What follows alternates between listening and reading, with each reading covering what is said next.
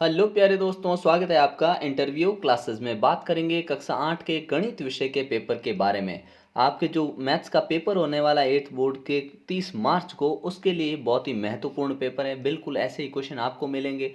ठीक है, सभी विषय के जो पेपर है अपलोड किए जा रहे हैं। ये अपना मैथ्स का सेकंड पेपर है।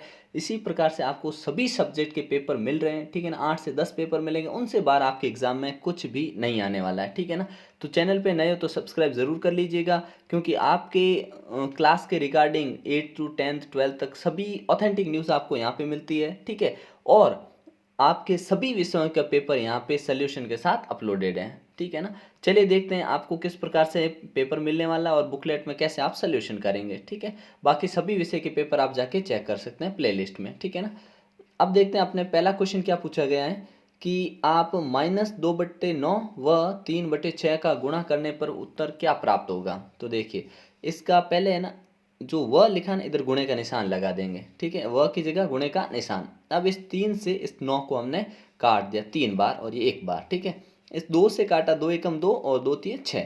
अब ऊपर वाले नंबर का कर लीजिए गुणा। -1 बार है इसलिए माइनस आएगा, और 1 एकम 1 1, और नीचे कौन है अपने, ये दोनों 3 तिया 9, तो -1/9 जिसमें वो अपना आंसर होगा। तो आंसर क्या हो गया अपना, द आंसर हो गया। अगर आप काटते नहीं है, सीधा गुणा करते हैं तो भी कोई प्रॉब्लम नहीं है। 3 और 2 का गुणा हो जाएगा अपने 6, और नीचे आ जाएगा 9 छंग 54। ठीक है, और माइनस आगे है। अब इसको 6 से हम काट देंगे तो भी -1/9। ठीक है ना, तो ऑप्शन करेक्ट क्या हो गया अपना, द ऑप्शन एकदम करेक्ट हो जाएगा। अगला है, एक चर वाले रैखिक समीकरण का व्यापक रूप होगा। इसमें हमसे पूछा एक चर।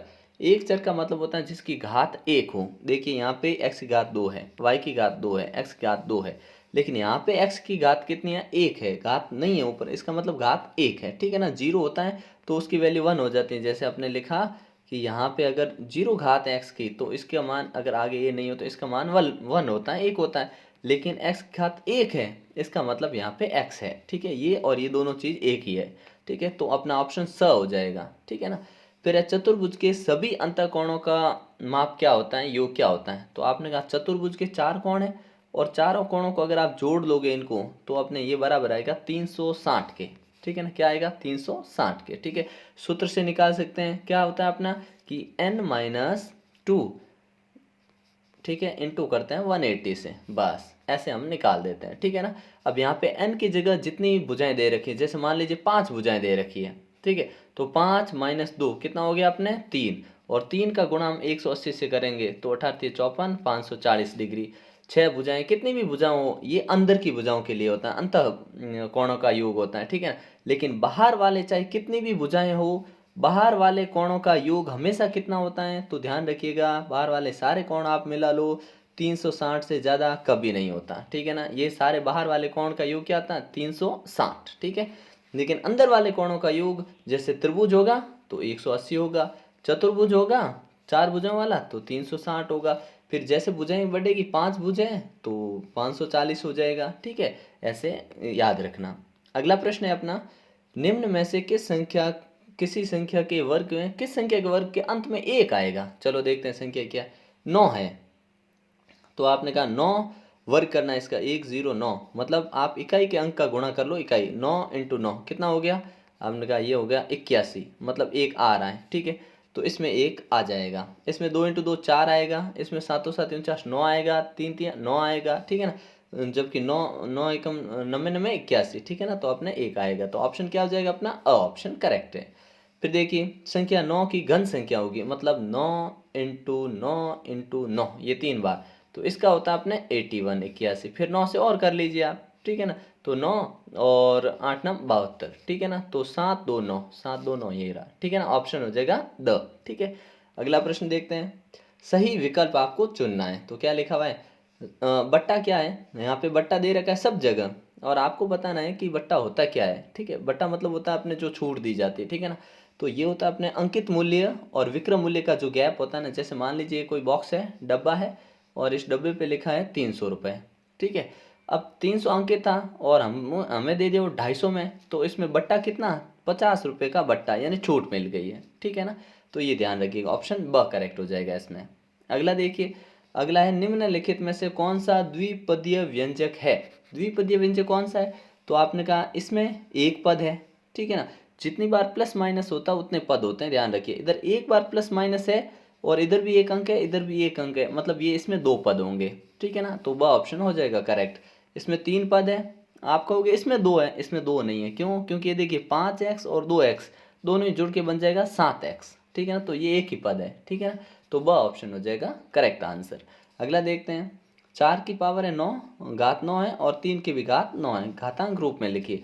तो देखिए जब भी आधार समान होता है, दोनों में आधार क्या है? 4 है, ठीक है। तो हमने कहा 4 सब में आधार 4 दे रखा है, ठीक है। और गुणा होने पे घातें जुड़ जाती है, तो 9 और 3 कितना होता है? हमने कहा 9 और 3 तो 12 होता है, तो अपना 100 ऑप्शन हो जाएगा करेक्ट, ठीक है। अगला प्रश्न देखते हैं।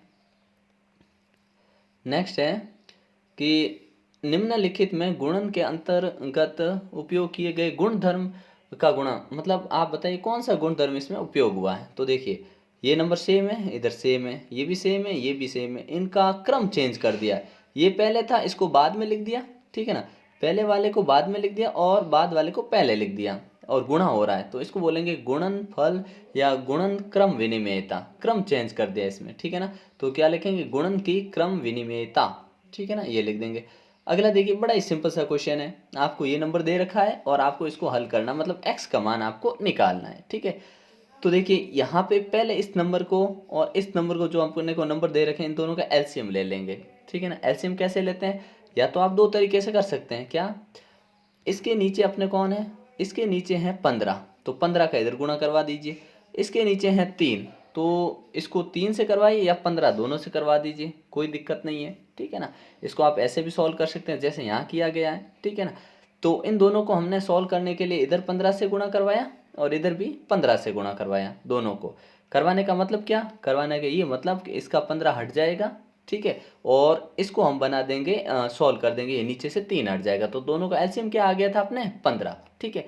तो हमने एलसीएम ले लिया। एलसीएम लेके जब हमने सॉल्व किया तो अपने पास ये संख्या बचेगी और x हम एक साइड कर देंगे, ठीक है। फिर हम इसको आंसर निकाल देंगे। अब आंसर ही निकालना पर्याप्त नहीं था, क्यों? क्योंकि हमको बोला था कि हल करने के बाद सत्यापित करने की चलो जरूरत नहीं है, सीधा हम आंसर ही निकाल देंगे, ठीक है ना। सत्यापित इसमें बोला नहीं है क्वेश्चन में। तो यहाँ पे अपने आ जाएगा 3x, ठीक है, और सामने कितना है अपने? है कितना? 30, ठीक है ना। 30 है क्योंकि 45 में से 15 कम किए। अब x का मान अपने आ गया 30/3 बराबर आ जाएगा अपने 10, ठीक है ना। इस प्रकार से आप आंसर निकाल देंगे, ठीक है ना।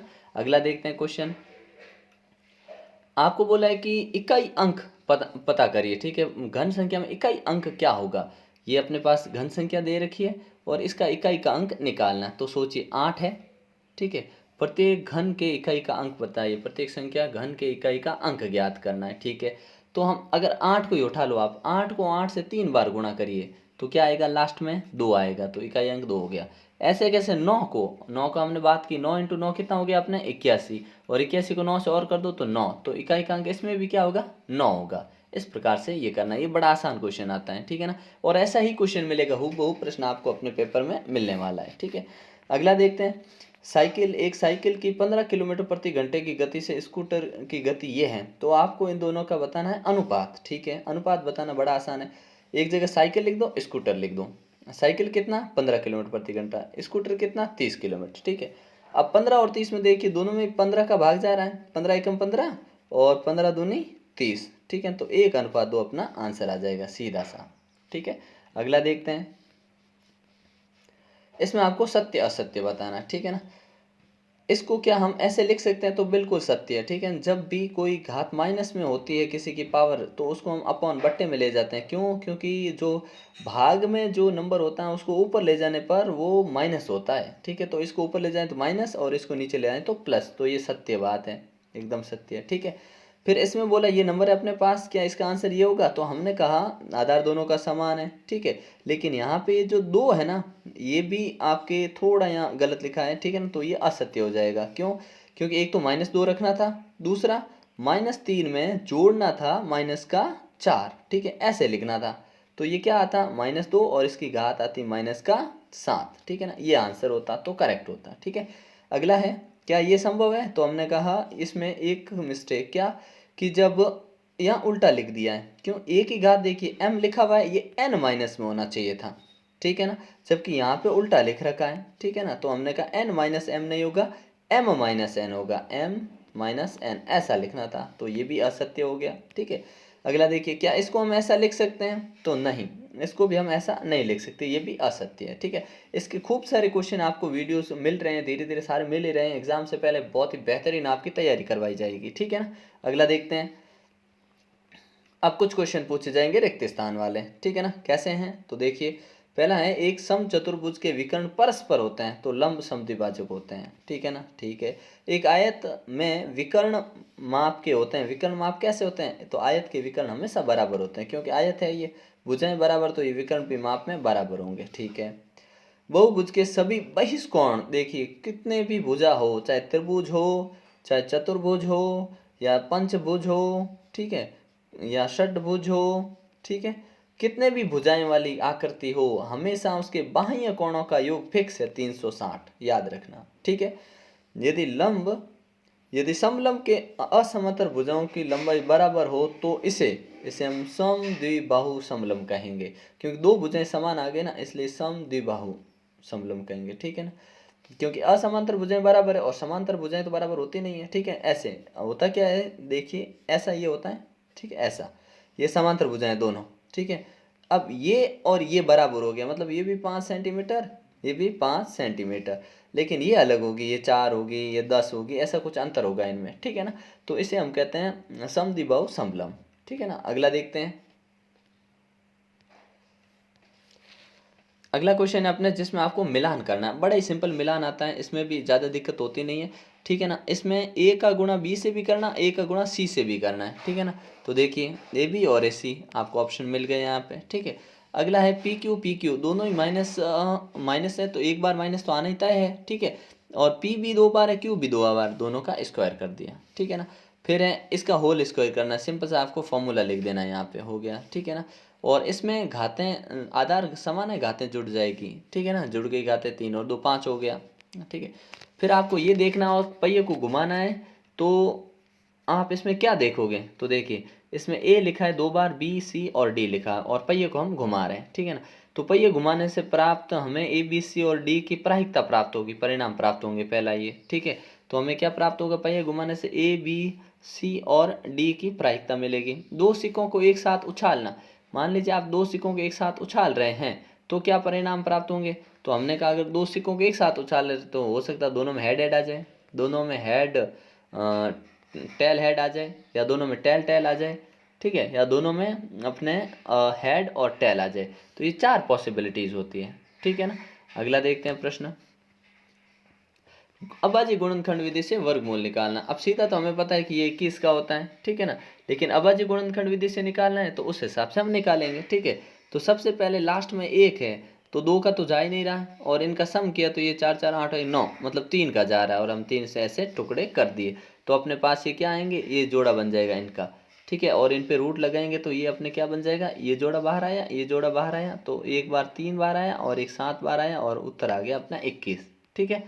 सिंपल ही है। अगला प्रश्न देखते हैं, अगर आपको बोल दिया जाए कि एक अपने क्या है, बहुभुज है, समबहुभुज है, और प्रत्येक कोण 65 डिग्री का है, समबहुभुज है, तो आप कैसे निकालेंगे? तो देखिए, जब भी आपको n भुजाएं निकालनी है तो ये वाला सूत्र लगाना है, ठीक है ना। तो हमने ये वाला सूत्र लगाया, और दोनों पक्षों में n का गुणा करने पर यहाँ पे हमने इसका उत्तर निकाल दिया 24, ठीक है। अगर आपको ये मुश्किल लगता है तो सिंपल सा तरीका देखिए, क्या कि ये क्या है, अपने अंतःकोण है, ठीक है ना। अंतःकोण मतलब कितनी भुजाएं हैं? समबाहु भुजाएं निकालनी, मान लीजिए ऐसे है, ठीक है। भुजाएं कितने अपने को नहीं पता, हमने आगे नहीं बनाई। इसका अंदर का एक कोण है ना, अंतःकोण हो प्रत्येक, मतलब 165 डिग्री अंतःकोण है, ठीक है। तो हम बाह्य कोण निकाल लेंगे इसका। तो बाह्य कोण मुझे पता है, ये लाइन सीधी है ना, ये सीधी लाइन है, इसमें ये 165 है, तो ये बाहर वाला कितना होगा? हमने कहा हम 180, क्योंकि स्ट्रेट लाइन 180 की होती है, उसमें से हमने 165 माइनस कर दिया, ठीक है। तो माइनस किया तो ये आया 5 और ये आया 1, तो 15 आ गया, ठीक है। अब हम जानते हैं क्या, बाहर वाला 15 डिग्री आया, हमने कहा ये तो बड़ी अच्छी बात है। कैसे? अगर बाहर वाला ये कोण 15 डिग्री आया है, तो भुजाएं चाहे कितनी भी हो, क्या भुजाएं कितनी भी हो, बाहर के कोणों का योग हमेशा 360 डिग्री होता है ना।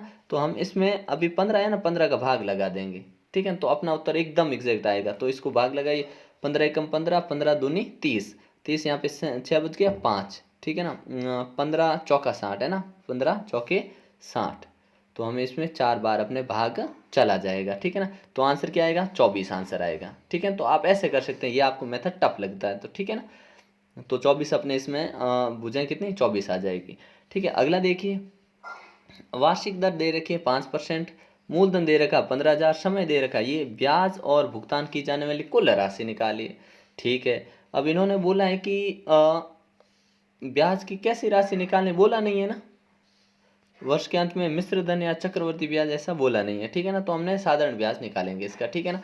तो साधारण ब्याज का सूत्र क्या होता है, आई बराबर, सिंपल इंटरेस्ट है ना, आई बराबर क्या लिखेंगे, P into R into T, P into R into T, P मतलब प्रिंसिपल, रेट और टाइम, ठीक है ना, मूलधन, दर और समय बट्टे 100, ये सूत्र लगा देंगे, सीधी सी बात, हमको चीज़ें दे रखी है और सॉल्व कर लेंगे। तो आपने कितना आएगा, 1500 रुपये, ठीक है ना, 2 जीरो से 2 जीरो काट दिए, और 150 का 5 से गुणा, 150 का इसे 3 से कर दो, और 5 दिए 15, 1500 रुपये आ गए, और 1500 रुपये अपना ब्याज आया है। और हमने कितने रुपए लिए थे, हमने लिए थे 15,000, ठीक है ना, 15,000। तो टोटल 1500 15,000 करके कितने हो गए अपने, 16,500 रुपये, ठीक है ना। इतने रुपए उसको लास्ट में देने पड़ेंगे, ब्याज 1500 को देना पड़ेगा, ठीक है ना। अगला है, श्रमिक है, कुछ काम कर रहे हैं, तो उनके लिए आपको पहले तो टेबल बनानी है, ठीक है ना। तो हमने कहा बड़ा आसान कार्य है ये, तो कोई मुश्किल नहीं है। कैसे कि 15 श्रमिक है और 48 घंटे में दीवार बना रहे हैं, ठीक है, मतलब काम कर रहे हैं दीवार बनाने का, 30 घंटे में पूरा करने के लिए कितने श्रमिकों की, इसका मतलब ये हुआ कि 15 लोग 48 घंटे लगा रहे हैं, क्या घंटों की संख्या, ये 15 लोग हैं 48 घंटे लगा रहे हैं, तो कितने लोग होंगे जो 30 घंटों में कर देंगे। इसका मतलब ये हुआ कि ये उल्टा अनुपात है, ठीक है ना, विलोम अनुपात है। कैसे, प्रतिलोम अनुपात है। कैसे कि भाई यहाँ पे ये लोग हैं जो काम आपको कम समय में करवाना है, इसका मतलब समय कम कर दे तो मजदूर बढ़ जाएंगे, ठीक है ना। तो इसको विलोम अनुपात से हम सॉल्व कर देंगे। तो विलोम अनुपात से सॉल्व करने के लिए क्या करेंगे, अपने इन दोनों का गुणा और इन दोनों का गुणा, ठीक है ना। तो अपने उत्तर आ जाएगा 24, ठीक है ना। और वैसे भी आप आइडिया भी लगा सकते हैं, उत्तर हमेशा इससे ज़्यादा आएगा इसमें, क्यों, क्योंकि 48 घंटों में 15 लोग काम कर रहे हैं और वही काम 30 घंटों में करवाना है, तो आदमी ज़्यादा करने पड़ेंगे। तो आदमी ज़्यादा कितने करने पड़ेंगे, तो हमने कहा 24 लोग ज़्यादा चाहिए, ठीक है। अगला देखिए, इसका उत्तर निकाल के आपको उत्तर की जांच भी करनी है, ठीक है ना। सिंपल सा क्वेश्चन है, इसका एलसीएम लीजिए, इसका लसअप लीजिए, ठीक है। अगर ऐसे प्रश्नों में आपको यहाँ मैं समझा रहा हूँ उससे दिक्कत आए तो आप कमेंट सेक्शन में बताना, जिसको सेपरेट ऐसे पेन से सॉल्व करते हुए भी आपको दिखा देंगे वीडियो में, ठीक है ना। तो उससे आपको अगर ज़्यादा बेटर में समझ आए तो, नहीं तो यहाँ से समझ आ रहा है तो समय बच रहा है आपके और जल्दी हो रहा है, कोई दिक्कत नहीं है, ठीक है ना। लेकिन समझ नहीं आए तो आप ये कमेंट सेक्शन में बता सकते हैं, ठीक है ना। तो हमने क्या लिया, इन सभी का एलसीएम ले लो, एलसीएम कितना आ जाएगा, 30 आ जाएगा, और उसके बाद आप आराम से सॉल्व करेंगे तो आपका आंसर कितना आएगा, आंसर 27/3 ऐसा आंसर आ जाएगा, सॉरी 27/10, ठीक है ना। अगला देखते हैं, और बाएं पक्ष और दाएं पक्ष दोनों जांच करने के लिए तरीका भी बता चुके हम, ठीक है ना, पिछली वीडियो में हम कर चुके हैं, ठीक है। ऐसे क्वेश्चन भी हम कर चुके हैं, ठीक है। अब सबका सोल्यूशन थोड़ा इस फॉर्मेट में करना, इस तरीके से करना थोड़ा मुश्किल रहेगा, तो यहाँ पे सोल्यूशन किया हुआ है, आप देख सकते हैं, ठीक है ना। ये कुछ इतना ज़्यादा मुश्किल कार्य नहीं है, अगर आपको लगता है तो आप बताइएगा, इसको हम दूसरे तरीके से भी सॉल्व करने का प्रयास करेंगे, ठीक है। बाकी ये जो क्वेश्चन दे रखे हैं व्यंजकों को सॉल्व कीजिए, इसमें कॉमन लेना है, ठीक है, कॉमन लेके सॉल्व कर दोगे, इसमें भी कॉमन आ रहा है, इसमें भी कॉमन आ रहा है, ठीक है ना। तो ये ज़्यादा मुश्किल काम नहीं है, ठीक है ना। और डिवाइड करने वाला भी आसानी कार्य है, लेकिन इतना ध्यान रखना कि ये चैप्टर जो अपने ब्लूप्रिंट डाला है उसमें बता रखा कि ये दोनों चैप्टर आपको 8-8 नंबर के मिलने वाले तय है, ठीक है ना। यहाँ पे आप वीडियो को पॉज करके इनके आंसर यहाँ से नोट कर सकते हैं और समझ सकते हैं, ठीक है,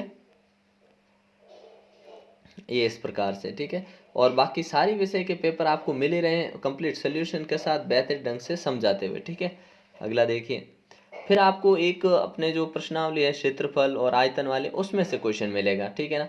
जिसमें इसमें आपको पूछा है कि पहले तो दूसरा विकर्ण ज्ञात कीजिए, और क्षेत्रफल समचतुर्भुज का दे रखा है, तो सीधा सा सिंपल सा है, क्षेत्रफल का सूत्र लगाया, 1/2 का 1/2 लिखा, विकर्णों का गुणनफल 1/30 ले लिया, 1x ले लिया, और इसका क्षेत्रफल कितना था 240। यहाँ से हम निकाल लेंगे अपने x की वैल्यू, किसकी वैल्यू, x की वैल्यू जो आ जाएगी 16, ठीक है। तो एक विकर्ण अपना 30 था, दूसरा 16 था, और ज़्यादा कितना है, 14 सेंटीमीटर ज़्यादा होगा। ये अपना आंसर हो जाएगा, ठीक है। और एक हमसे आयतन दे रखा है, पूछा है, और बेलन की त्रिज्या पूछी है, ठीक है ना। तो आयतन दे रखा है, उससे हम त्रिज्या निकाल लेंगे, ठीक है ना। त्रिज्या 70 सेंटीमीटर, फिर हम बेलन का आयतन, बेलन की त्रिज्या और बेलन का आयतन है ना। आयतन बेलन का नहीं है ना। एक सेकेंड, सवाल पढ़ते हैं किस प्रकार से है कि बेलन की ऊंचाई ज्ञात करनी है। अच्छा, यहाँ पे ऊंचाई ज्ञात करनी, ठीक है ना। तो ऊंचाई यहाँ से आ जाएगी अपने, यहाँ बेलन का आयतन हमको दे रखा है इतना, और ऊंचाई की जगह हमने ऊंचाई लिख दिया, और यहाँ ऊंचाई अपने आ जाएगी 100 सेंटीमीटर, ठीक है ना। अगला क्वेश्चन जो अपने ग्राफ वाला रहेगा, ये लास्ट क्वेश्चन है, ठीक है ना। इसमें क्या होता है, आपको ये क्वेश्चन दे रखे हैं ग्राफ बनाना, और ग्राफ के बेस पे ही आपसे क्वेश्चन पूछे जाएंगे, ठीक है ना। तो इस प्रकार से आपका मैथ्स का पेपर है। अब इसमें जो बड़े क्वेश्चन हैं, आपको डाउट लगते हैं, तो आप कमेंट सेक्शन में बताइएगा। पॉसिबल हुआ तो लाइव क्लास ले लेंगे, नहीं तो आपके लिए वीडियो अपलोड कर देंगे सॉल्व करते हुए, जैसे आपको कोई दिक्कत नहीं आएगी, ठीक है। और बाकी सब्जेक्ट में तो शानदार चल ही रहा है, हर टॉपिक पे आपको बेहतरीन वीडियोस मिल रहे हैं, ठीक है। मिलते हैं नेक्स्ट पार्ट में, तब तक के लिए जय हिंद, जय भारत।